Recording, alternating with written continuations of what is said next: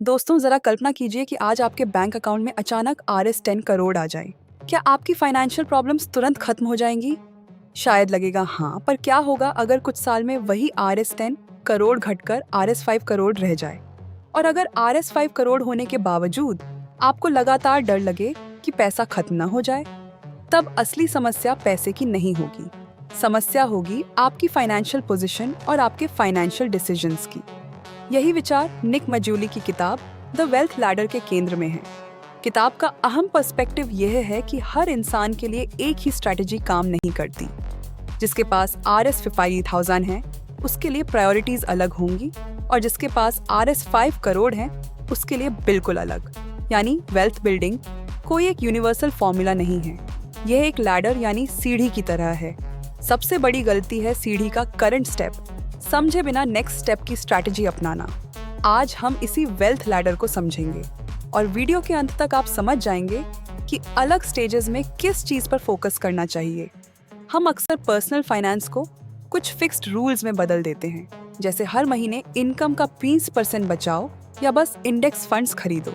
लेकिन इनमें से कोई भी रूल हर व्यक्ति पर इक्वली लागू नहीं होता, क्योंकि आपकी फाइनेंशियल सिचुएशन सिर्फ इनकम से तय नहीं होती।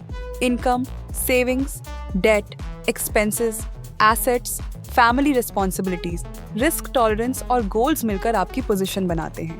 इसीलिए RS 50,000 किसी के लिए बहुत बड़ी इमरजेंसी हो सकती है और किसी के लिए छोटी रकम।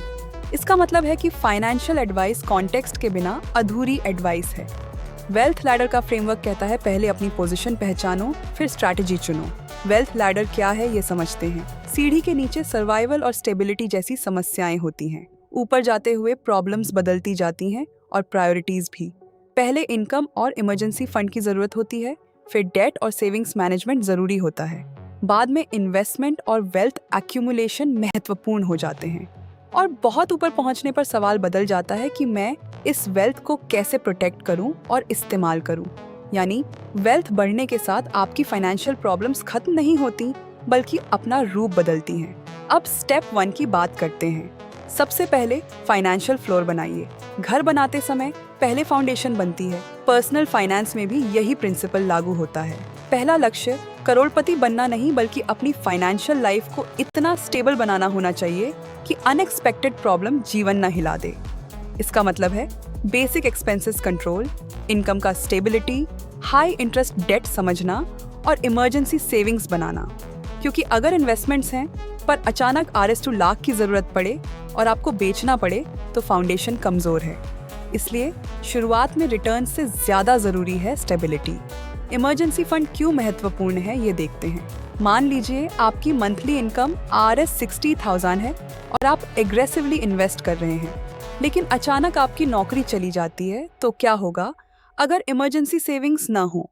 बिना इमरजेंसी सेविंग्स आपको क्रेडिट कार्ड, लोन या इन्वेस्टमेंट्स बेचना पड़ सकता है और गलत डिसीजंस लेने पड़ सकते हैं।